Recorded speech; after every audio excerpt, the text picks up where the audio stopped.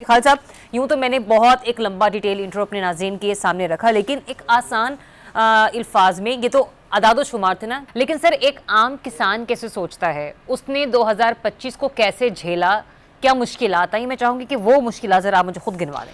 जी बहुत शुक्रिया। 2025 काश्तकारों के लिए सबसे भारी साल है। मैंने 92 से काश्तकारी शुरू की है। इतना बुरा साल हमारे लिए कोई भी नहीं था जितना 2025 साबित हुआ है। इसमें ना हमारे खेत के हालात ठीक रहे, ना घर के हालात ठीक रहे, ना बच्चों की तालीम के हालात ठीक रहे, ना बच्चों की सेहत के हालात ठीक रहे, ना बच्चों के खुराक के हालात सही रहे। हत्ता कि काश्तकार अपने ख्वाब भी पूरे ना कर सका। जिसने ख्वाब देखा था कि मैं अपनी बच्ची की शादी करूँगा, मैं फ़लाँ की शादी करूँगा, बेटे की करूँगा, वो छोटे काश्तकारों की वो शादियाँ भी मनसूख हुई इसी वजह से, क्योंकि उसको जब उसकी पैदावारी लागत ना मिली।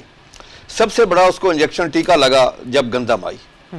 गंदम में इन 2 सालों में हमने 2200 अरब रुपया हमें असल रेट से कम रेट मिला। ये सबसे बड़ा नुकसान था काश्तकार का।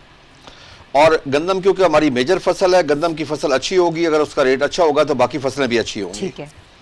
जब गंदम का रेट अच्छा ना मिला तो बाकी फसलों पे बुरा इम्पैक्ट आया। काश्तकार बैलेंस यूज ऑफ फर्टिलाइजर ना कर सका। काश्तकार मैं अगर एक साल में बताऊं कि हमने सिर्फ 20% फास्फोरस खादों का कम इस्तेमाल किया है। इस दफ़ा हमारी डीएपी सेल नहीं हुई, बल्कि डीएपी की अब ये हालत है जो हम 24 लाख टन इस्तेमाल करते थे इस साल। डीएपी को जरा थोड़ा सा एलैबोरेट करके आप थोड़ा सा फास्ट खाद का नाम है, फास्फोरस खाद है जो मेन जिससे पैदावार बढ़ती है, यानी कि उसमें नाइट्रोफास आती है, एसएसपी आती है।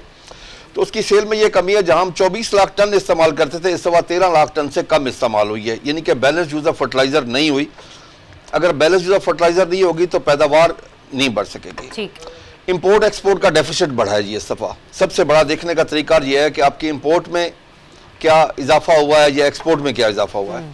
तो उसका मैं आपको अर्ज करते चलूँ कि इस साल में तकरीबन 90% हमारी चिली की एक्सपोर्ट में कमी आई है, 70% हमारी मेज़ की एक्सपोर्ट में कमी आई है, 40% फ्रूट वेजिटेबल की एक्सपोर्ट में कमी आई है, कोई 15 से 20% चावल की एक्सपोर्ट में कमी आई है।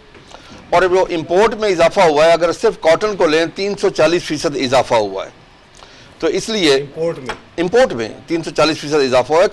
कपास अगले साल काश्त नहीं हो रही है, मैं आपको बता के जा रहा हूँ इस प्लेटफॉर्म पे। अच्छा, 2026 में कपास काश्त नहीं होने जा रहा। काश्तकार क्यों काश्त करेगा जब उसको रेट ही नहीं मिल रहा। आज जिसके पास कपास पड़ी है कोई खरीदार ही नहीं है उसका। देखे ना, आपकी सबसे बड़ी जो फसल है वो कपास है, जो एक्सपोर्ट में 65% है, लेकिन इस दफा काश्तकार उससे दिल बर्दाश्त हो चुका है, काश्तकार उसे काश्त नहीं कर रहा। ये दुनिया का कौन सा कानून है कि अगर मैं कपास पाकिस्तानी काश्तकार उगाऊं तो मेरे ऊपर 18% जीएसटी हो। दुनिया का कोई एक ऐसा मुल्क बता दें जहां काश्तकारों के ऊपर ऐसी टैक्स लगता हो। 18% जीएसटी हमारे ऊपर, हम दुनिया का मुकाबला नहीं कर सकते। यानी जब जिन्नर खरीदेगा तो तब जब आप जिन्नर को बेचने जाएंगे, जहां भी बेचेगा 18% जीएसटी आपके खाते में से, हमारे खाते में से काट जाएगी। दूसरा हमारा मसला यह है कि हमारे पास जो कॉस्ट ऑफ प्रोडक्शन में हमारे पास लेवल प्लेइंग फील्ड नहीं है रीजन के साथ। अच्छा, उसका अगर आप मुवाजना करें, एक पाकिस्तानी काश्तकार अगर फर्ज किया डीएपी खाद खरीदता है तो हमें मिलती है 15,000 रुपए की। अगर इंडियन का जो हमारा दुश्मन मुल्क है इंडियन काश्तकार खरीदता है तो पाकिस्तानी रुपीज में 4,000 रुपए की है। अच्छा, जो कि इंपोर्ट होकर आई हुई है। जी जी। अच्छा, अगर हम यूरिया खरीदते हैं, हमारी है 4,300 रुपए रेट है इस वक्त। इंडियन काश्तकार को पाकिस्तानी रुपीज में 884 रुपए की मिलती है। वहाँ डीजल सब्सिडाइज है, हम डीजल फुल रेट पे रहते हैं। वहाँ बिजली डेली 10 घंटे इंडियन पंजाब में काश्तकार को फ्री मिलती है। हमारा 40 से लेकर 50 रुपए यूनिट में पड़ता है। इस तरह पेस्टिसाइड में भी वहाँ सब्सिडाइज है, जहाँ पे कोई सब्सिडी नहीं है। फिर वहाँ पे फ्यूचर मार्केटिंग है, पाकिस्तान में वो चीज नहीं है। अब आप ये देखें, अभी हमने जो गंदम काश्त की है 25 में और 26 में उसको हार्वेस्ट करेंगे, तो हमें नहीं पता हमें क्या रेट मिलेगा। 3500 अनाउंस किया गया, लेकिन स्पोर्ट प्राइस नहीं कहा गया, इंडिकेटर प्राइस की गई है कि थर्ड पार्टी आके परचेज करेगी, हुकूमत उसमें खरीदारी में नहीं आ रही खुद। अब थर्ड पार्टी की मर्जी है, वो जिस रेट पे मर्जी खरीद करे। जबकि इंडियन काश्तकार को अगस्त 2024 में उनको रेट बता दिया गया था जो आप 25 में काश्त करेंगे, 26 में हार्वेस्ट करेंगे, ये रेट आपको 100% मिलेगा। एक उनकी कॉस्ट ऑफ प्रोडक्शन हमसे कम है, 1/3 से भी कम है, 1/4 तक है उनकी कॉस्ट ऑफ प्रोडक्शन। फिर वहाँ फ्यूचर मार्केटिंग है। काश्तकार को साल 2 साल पहले पता होता है कि मैं ये चीज काश्त करूंगा, ये मुझे मिलेगी। अभी जो आप फरमा रही थी कि हमारी जो इस साल की ग्रोथ थी वो 0.56 नहीं जी। एग्रीकल्चर की ये नहीं है, ये फिशरीज और लाइफ स्टॉक को मिला के है। अच्छा, एग्रीकल्चर की जो है, जो मेजर फसलों की है, वो -13.49 है। -13.49, जबकि आप आबादी में हर साल 2.5 से 3.25% हमारी आबादी बढ़ रही है। यानी कि हम हर साल आबादी में एक नया न्यूजीलैंड या सिंगापुर जितनी एक मुल्क जितनी आबादी ऐड कर रहे हैं, उस हिसाब से हमारी एग्रीकल्चर की ग्रोथ नहीं है।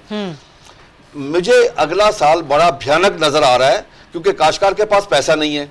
अभी आपके सामने है, हमें कपास में पैसा नहीं मिला, हमारी कॉस्ट ऑफ प्रोडक्शन पूरी नहीं हुई, गंदम में नहीं हुई, फ्रूट वेजिटेबल में नहीं हुई।